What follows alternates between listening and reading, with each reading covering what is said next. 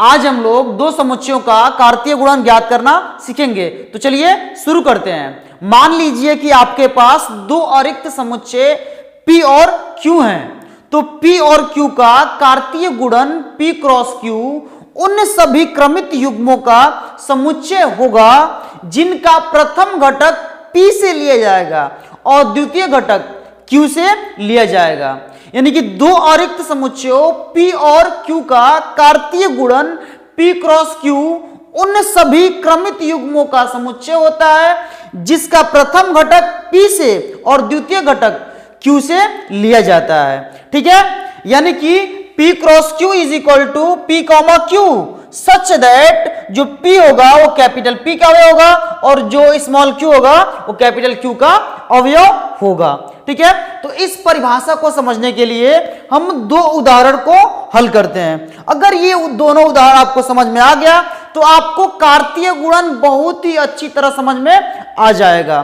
ठीक है, तो चलिए शुरू करते हैं। मान लेते हैं हमारे पास यदि इसमें प्रश्न कह रहा है यदि a इज इक्वल टू 1,2 और b इज इक्वल टू 2,3,4 हो तो a क्रॉस b का मान ज्ञात कीजिए। यानी यहां यह कह रहा है कि एक समुच्चय a दिया है जिसका मान 1,2 है और एक समुच्चय b दिया है जिसका मान 2,3,4 है।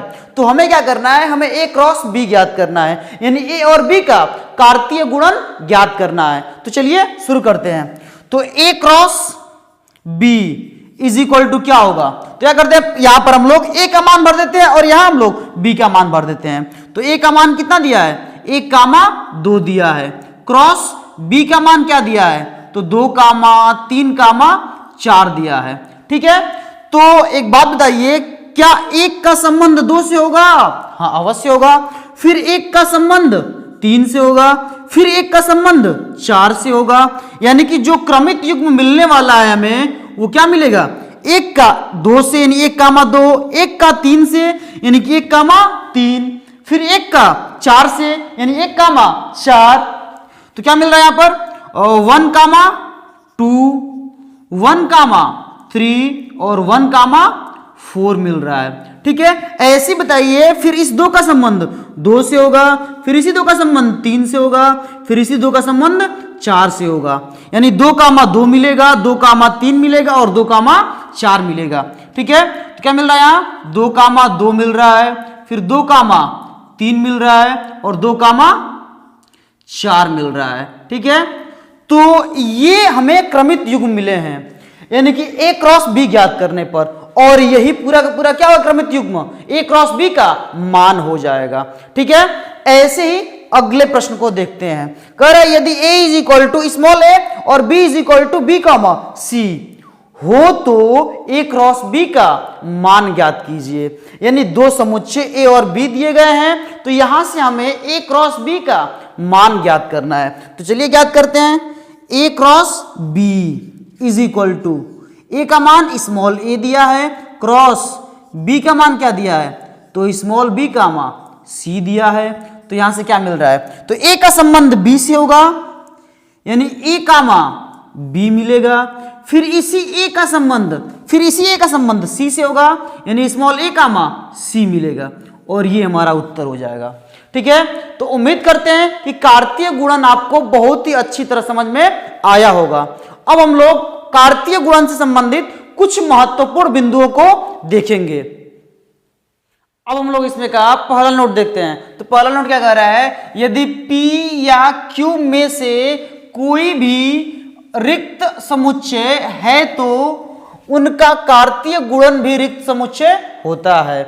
यानी कि P और Q में से यदि कोई भी रिक्त समुच्चय है तो उनका कार्तीय गुणन भी क्या होगा, रिक्त समुच्चय होगा।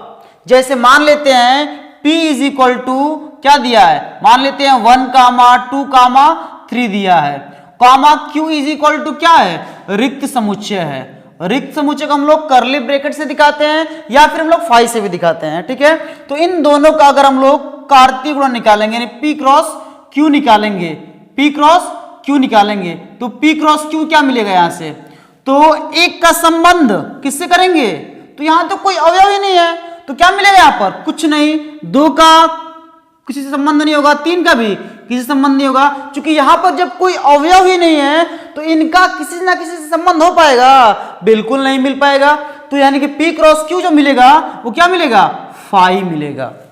स्पष्ट हो पा रहा है? यानी कि यदि P इज इक्वल टू 1 2 3 दिया हो और Q क्या दिया हो, फाई दिया हो, मतलब उसमें कोई अवयव ना हो, तो जो क्रमित युग्म मिलेंगे वो भी क्या मिलेंगे, फाई मिलेंगे। यानी कि इनका किसी से संबंध नहीं मिल पाएगा, तो जो P क्रॉस Q मिलेगा वो क्या मिलेगा, फाई मिलेगा। ठीक है, तो एक बात याद रखिएगा, यदि P और Q में से कोई भी यदि रिक्त समुच्चय होता है तो P क्रॉस Q भी क्या होगा, हमेशा रिक्त समुच्चय होगा। ठीक है, अगला देखते हैं। अगला कह रहा है यदि P तथा Q अरिक्त समुच्चय हैं और P या Q में से कोई अपरिमित है तो P क्रॉस Q भी अपरिमित होगा।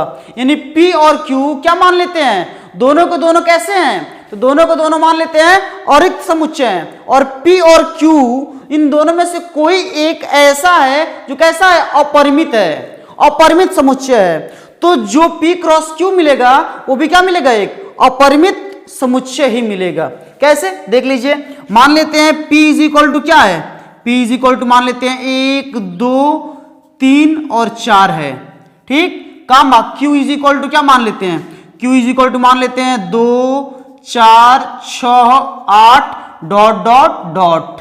ठीक है, तो यहां से जो P क्रॉस Q मिलने वाला है वो क्या मिलेगा, तो एक का संबंध किससे होगा, 2 से 1 का, 2 1 का संबंध 2 से 1 का, 4 से 1 का, 6 से 1 का, 8 से, अभी आगे बहुत सारी संख्याएं होंगी, तो जो संबंध मिलेगा वो क्या मिलेगा, बहुत लंबा संबंध मिलेगा।